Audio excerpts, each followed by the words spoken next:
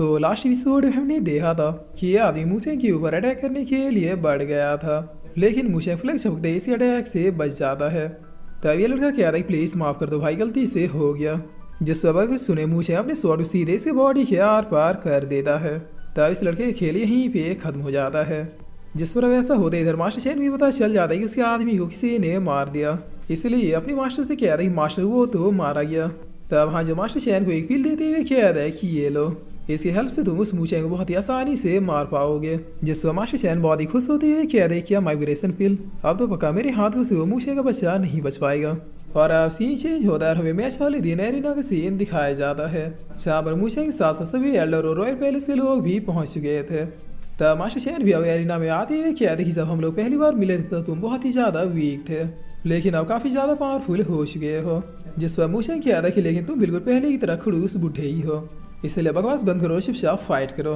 तब इतना सुनते मास्टर चैन अपने पावर्स का पैर करते हुए अष्टा डीमन हैंड टेक्निक का यूज करता है, जिससे मूसेंग डिसेबर अष्टा टेक्निक का यूज करते हुए बच जाता है और फिर तुरंत ही अपने स्वॉर्ड के साथ सीधे मास्टर चैन के पीछे आ जाता है। तब मास्टर चैन क्या रिएक्ट करना ये समझ पाते मूसेंग इनके मुंह पे एक बहुत ही जोरदार लात मार देता है, जिसकी वजह से मास्टर चैन घसीटते हुए पीछे चले जाते हैं। लेकिन अभी अपनी पावर से यूज करते एक बहुत ही बढ़िया अष्टा डीमन हैंड को क्रिएट करते हैं।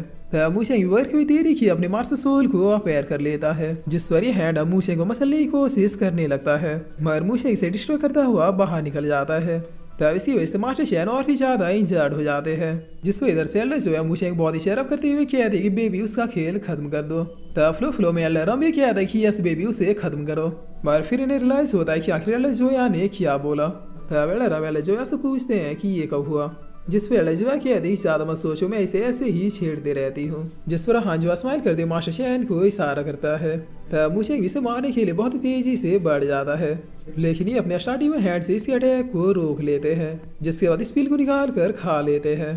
तब स्पील को खाते इनकी पावर ऑटोमेटिक ही बढ़ जाती है और किसी टाइप की ब्लैक पावर की वजह से यहाँ पर केज बनना शुरू हो जाता है, जिसे देखकर मूसेंग डिसेबर अष्टा टेक्निक का यूज करते हुए यहाँ से भागने की कोशिश करता है, मगर इस केज में ये टेक्निक काम नहीं करता है। तब मास्टर चैन कहते हैं कि मूसेंग यहाँ पे अब तुम्हारी कोई भी टेक्निक काम नहीं करने वाली, और इनके इतना कहते ये दोनों अब इस प्लेस से डिसअपेयर हो जाते हैं। जिस पर अब इतना देखते एल्डर और जोया तुरंत एरिना में आ जाते हैं। तब एल्डर आस पास देखते हुए कहते हैं कि लगता है मुझे किसी सील में फंस गया है, जिससे सुनते एल्डर जोया अब हांजो कहती है हम लोग डिफीट एक्सेप्ट करने के लिए रेडी है, प्लीज मूसेंग को बाहर निकालो। तब एल्डर हांजो कहते हैं रूल इस रूल, और रूल ये है कि ये एक डेथ मैच है, जब तक कि कोई एक इस मैच में मर नहीं जाता तब तक इस मैच का कोई भी कंक्लूजन नहीं निकलने वाला। जिस पर अब इधर हम देखते हैं कि मास्टर चैन हंसते हुए मूसेंग के ऊपर कई सारे अटैक्स को बरसाने लगते हैं। तब मूसेंग इन अटैक को डिस्ट्रॉय करते हुए कहता है सोच आखिर इस फॉर्मेशन से कैसे निकलना है, क्योंकि किन्होंने कहा हर फॉर्मेशन का कोई ना कोई तोड़ जरूर होता है। जिस पर अब यही सोच के मूसेंग सीधे मास्टर चैन के पास आ जाता है और फिर इनके साथ साथ इस केज के टॉप पर अटैक करता है। तब ऐसा होते एक जोरदार धमाके के साथ ये केज ब्रेक हो जाता है और फिर ये दोनों वापिस एरिना में अपेयर हो जाते हैं। जिस पर मास्टर चैन हंसते हुए अब एक और पील को निकाल लेते हैं, लेकिन इससे पहले कि इस पील को खा पाते मूसेंग तुरंत आखिर के हाथ को ही काट देता है। तब मास्टर चैन अब अपने हाथ को अपने सामने से जाते हुए देखते हैं, जिसके बाद जमीन पे गिर के चिल्लाते हुए कहते हैं कि मास्टर बचाइए मुझे। तब मूसेंग कहता है इतना शोर की मुशारे आज तुम्हें मुझसे कोई भी नहीं बचा सकता, जिस वजह से एल्डर हांजो भी चिल्लाते हुए कहते हैं कि मूसेंग उसे छोड़ दो, हम अपनी डिफीट एक्सेप्ट करते हैं। तब मूसेंग एक ही झटके मास्टर चैन के गले को उड़ाते हुए कहता है कि एल्डर क्या भूल गए कि ये एक डेथ मैच है, भला बगैर किसी के मरे ये मैच का रिजल्ट अनाउंस कैसे हो सकता है। जिस पर अब लोग भी कहते हैं कि ये मूसेंग तो बड़ा ही क्रूअल निकला। तब ग्रेट सीनियर मुराग अनाउंस करते हुए कहते हैं इस मैच के विनर मूसेंग है, जिससे सुनते एल्डर हांजो बहुत ही गुस्से में आसमान की ओर जाते हुए मूसेंग के ऊपर अटैक करते हुए कहते हैं कि तुम्हारी हिम्मत कैसे मेरे रॉयल पैलेस से डिसाइबल को मारने की, और इतना कहते ही अपने डबल पाल्म अटैक को मूसेंग की ओर भेज देता है। तब इस अटैक को मूसेंग अपने हाथों से रोकने लगता है, लेकिन इसे रोकने में मूसेंग की हालत खराब हो जाती है, जिस पर एल्डर और जोया भी अब कोई देरी के मैदान में कूद जाते हैं और फिर अपने अटैक से मूसेंग को फ्री कर देते हैं। जिसके बाद मूसेंग के आगे आते हुए कहते हैं कि अगर किसी को मूसेंग को टच करना है तो सबसे पहले हमसे भिड़ना होगा।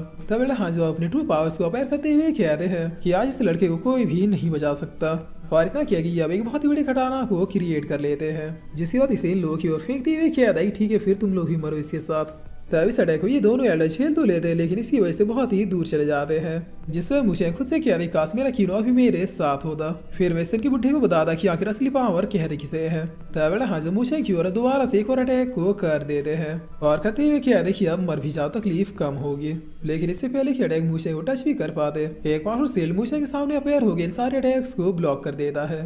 तब उल्टा ही अटैक हाजो को ही जाके लगता है, जिसमें मुझे के पास वेल्डर मुरोंग आते हैं कहते हैं कि मैच खत्म हुआ हाजो, अगर जानी खैरियत चाहते तो चुपचाप यहाँ से निकल जा। जिस वेल्डर हाजो बहुत ही गुस्से में आसमान की ओर एक सिग्नल को भेज देते हैं और भेजते हुए कहते हैं कि मुरोंग तुम हर बार हर चीज को नहीं रोक सकते।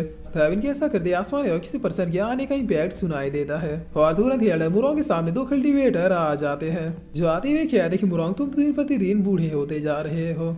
जिस एल्डर मुरोंग कहते हैं कि वो तो आज रॉयल पैलेस वालों ने सच में मुझसे टकराने की हिम्मत की है। तब ये दोनों एल्डर मुरोंग की ओर बढ़ते हुए कहते हैं कि चलो फिर देखते हैं कि अभी भी तुम में कितना दम बचा है।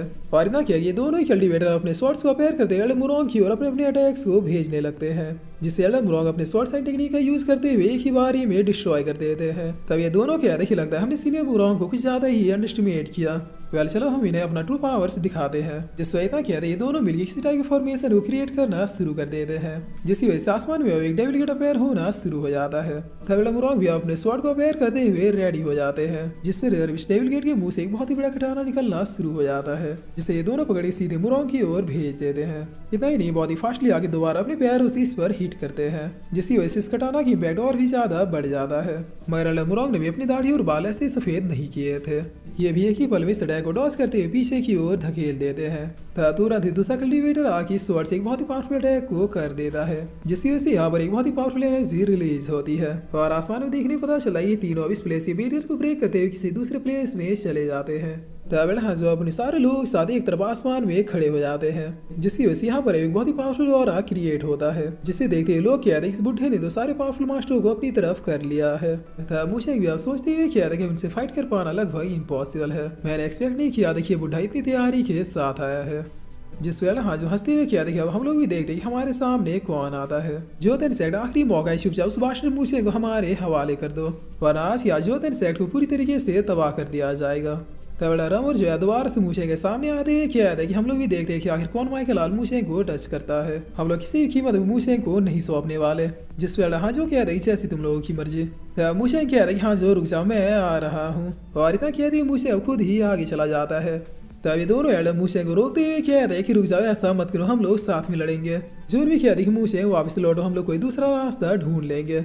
मगर मुझे पर कुछ सुने आसमान की ओर जाने लगता है और जाते खुद से कहता है कि आप लोगों ने मुझे अपनों से भी बढ़ के माना, भला अपनी जान बचाने के लिए मैं आप लोगों को मरने कैसे दे सकता हूँ। और यही सोचते हुए मुझे अपने स्वॉर्ड को अपेयर करते हुए सीधे हांसू की ओर बढ़ जाता है।